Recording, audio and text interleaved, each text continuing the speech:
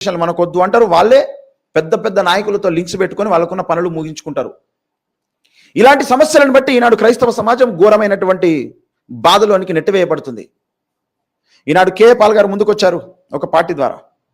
India Prajabandhu పార్టీగా రంజిత్ ఓఫ్రీ గారు ముందుకొచ్చారు. ఒక ఖచ్చితమైనటువంటి పరిష్కారాన్ని రంజిత్ ఓఫ్రీ గారు చూపెట్టారు.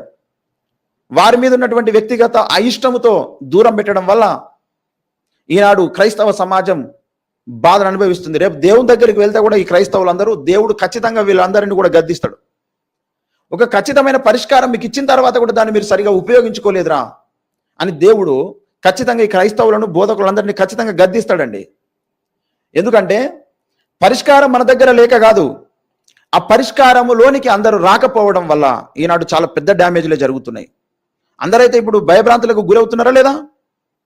బాధపడుతున్నారా లేదా? క్రైస్తవులు ఇబ్బంది పడుతున్నారా లేదా? ప్రతి ఒక్కరు కూడా వాళ్ళ